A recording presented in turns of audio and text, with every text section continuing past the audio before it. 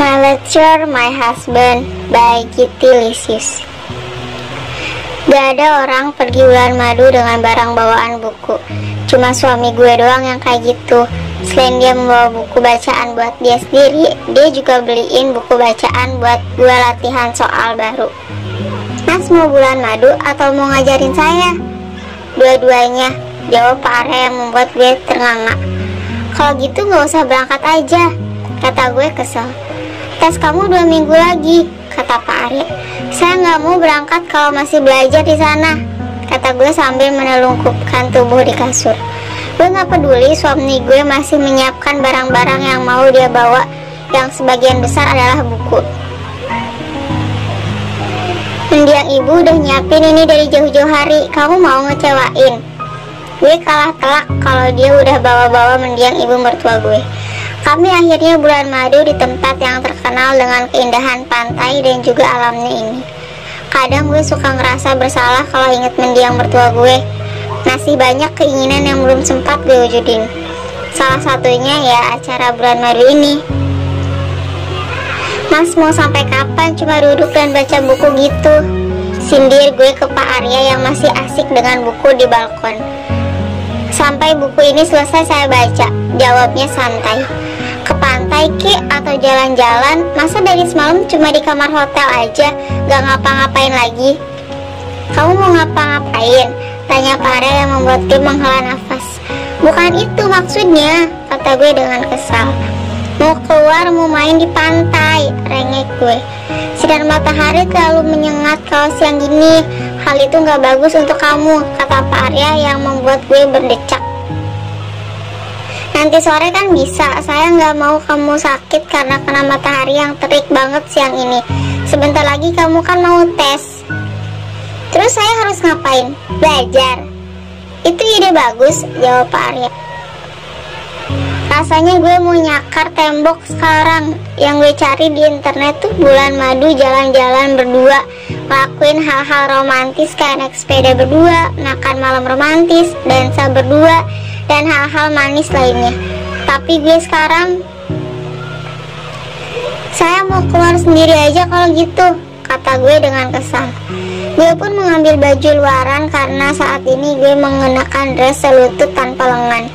Kalau gue keluar dengan pakaian ini, udah dapat dipastikan gue gosong. Setelah memakai sunblock dan topi, gue pun mengambil cloth bag milik gue dan memastikan ada handphone dan juga uang di dalamnya. Jadi kalau gue mau belanja dan duit gue kurang, gue bisa nelpon suami gue. Pak Arya masih bergeming dengan buku bacaannya yang membuat gue berdecak dan menutup pintu hotel dengan sedikit lebih kencang. Gue menyusuri pinggir jalan dan melihat banyak pasangan honeymoon juga. Soalnya di jari mereka terdapat cincin pasangan dan mereka terlihat sangat mesra. Gue kadang miris sendiri kalau inget suami gue yang hidupnya datar itu. Gue memasuki beberapa pusat oleh-oleh. Di sana terdapat banyak pernak-pernik unik yang membuat gue tertarik. Gue memasuki salah satu toko dan mencari barang-barang yang kira-kira patut untuk dibeli. Ada beberapa jepitan dan ikat rambut yang terbuat dari kerang yang menarik. Gue sebenarnya mau beli tapi bingung karena banyak yang bagus. Belum gelang sama kalung yang benar-benar menarik di mata gue. Sebenarnya kalau lagi beli barang-barang kayak gini, penilaian orang itu penting untuk menjadi faktor gue jadi beli atau enggak. Tapi apa daya, nggak ada orang yang gue kenal di sini selain suami kaku gue yang masih asik baca bukunya di hotel. Perasaan excited yang awal-awal gue rasakan saat memasuki rentetan toko souvenir dan oleh-oleh di sepanjang jalan ini tergantikan oleh rasa lelah. Gue bahkan belum membeli satu barang pun karena gak punya penilaian dari orang lain. Gue memilih untuk duduk di kursi yang berada di pinggiran pantai. Untungnya terik matahari perlahan sudah menghilang karena cuacanya yang mendung. Wangi laut yang khas dan angin yang cukup kencang membuat gue merasa lebih baik setelah kesal dengan suami gue dan juga lelah berkeliling tadi. Gue merasakan sebuah botol dingin menyentuh kulit tangan gue yang membuat gue refleks menoleh ke samping. Dan suami gue ada di sana, sedang duduk di samping gue dengan minuman isotonik dingin di tangannya. Capek, kata dia sambil menjulurkan minuman isotonik dingin itu. Ini dia nanyanya ngeledek, apa beneran nanya sih? Gue nggak tahu kenapa sifat kekanakan gue lebih mendominasi kalau berhadapan dengan dia yang ngeselin begini. Padahal di saat dia kehilangan ibunya, gue bisa menjadi sosok yang cukup dewasa. Saya cuma penasaran kamu akan bertahan berapa lama di bawah terik matahari. Ternyata cuma 1,5 jam, kata dia sambil melihat jam miliknya yang bertengger dengan pas di tangannya.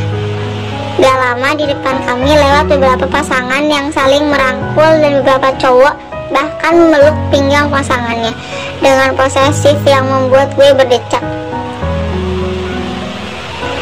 Gue memilih untuk berdiri dan pergi dari pinggiran pantai itu karena pemandangannya yang bikin sakit mata itu. Mau kemana? Tanya Pak Arya sambil menahan tangan gue. Ke hotel, capek, jawab gue ketus. Katanya mau jalan-jalan, tanya Pak Arya. Udah nggak mood, mau pulang aja, jawab gue tanpa menoleh ke arah dia. Gak lama gue merasakan dia memasang sesuatu di tangan gue yang dia tahan, yang membuat gue menoleh ke arahnya. Dan dia sedang memasangkan gelang dengan hiasan kerang ke tangan gue. Gue sempat terpaku karena ini gelang yang gue temuin di toko souvenir tadi. Gue mau beli tapi masih belum yakin karena gak punya pendapat orang lain tentang gelang ini. Gelang ini bagus untuk kamu. Jadi dia ngikutin gue dari tadi. Masih mau jalan gak? Kalau mau ayo, ajak Pak Arya yang membuat gue refleks memeluk dia. As always, action is better than words. Setelah berjalan-jalan cukup lama dan membeli beberapa souvenir yang gue suka, akhirnya kami bisa melihat sunset. Kami bukan di pinggir pantai bersama pasangan lain pada umumnya, tapi kami melihat itu semua dari balkon hotel tempat kami menginap.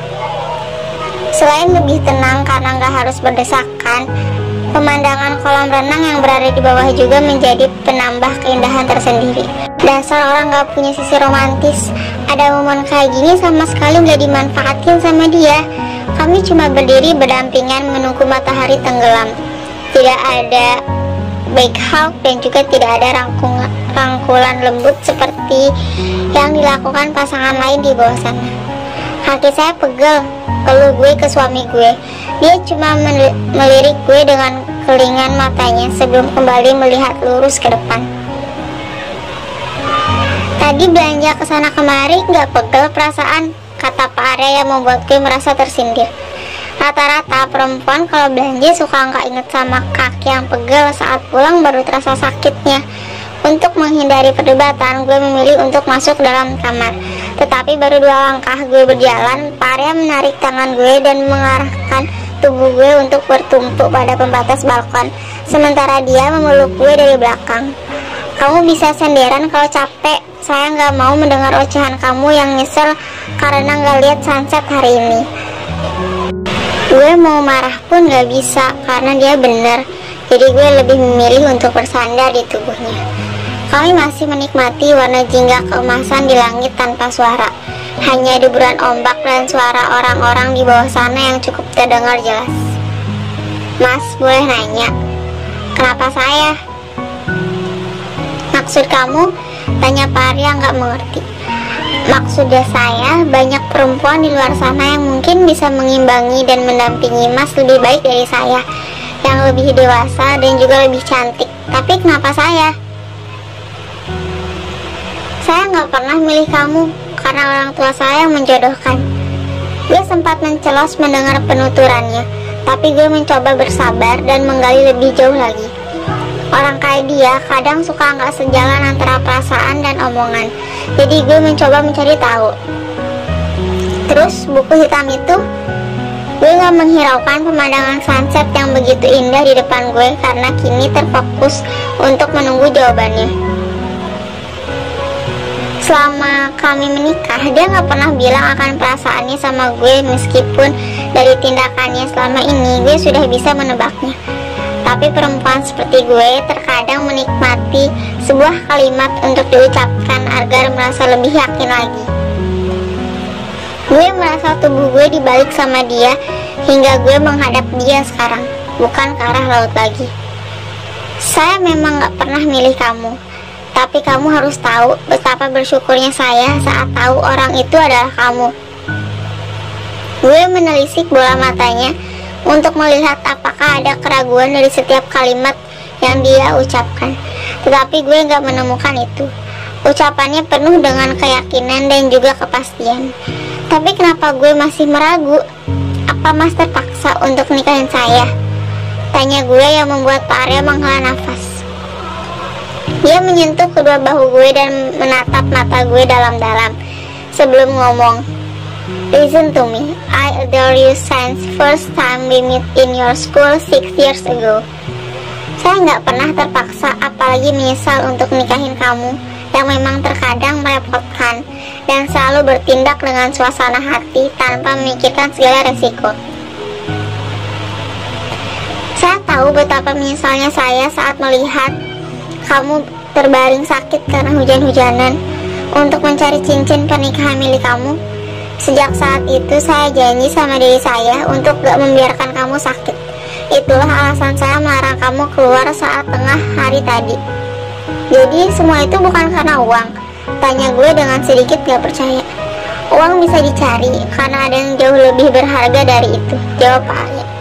Apa itu Mas? Kamu. Gue gak tahu kenapa mata gue berkaca-kaca saat ini, tapi gue jadi teringat omongan nyokap gue yang merasa yakin kalau dia memang yang terbaik untuk gue. Saya memang gak pandai untuk berkomunikasi masalah perasaan secara langsung dengan ucapan, tapi yang jelas kamu prioritas saya untuk saat ini, ucap Pak Arya yang membuat air mata bahagia gue turun. Sekarang saya yang tanya sama kamu, di mata kamu saya itu apa? Mas adalah suami saya, tempat saya bersandar dan juga bergantung. Keberadaan Mas untuk saya udah jadi sebuah kebutuhan. Rasanya saya nggak bisa menjalani semua tanpa bantuan Mas, jawab gue yang membuat dia memeluk gue dengan erat. Yang gue bales gak kalah erat.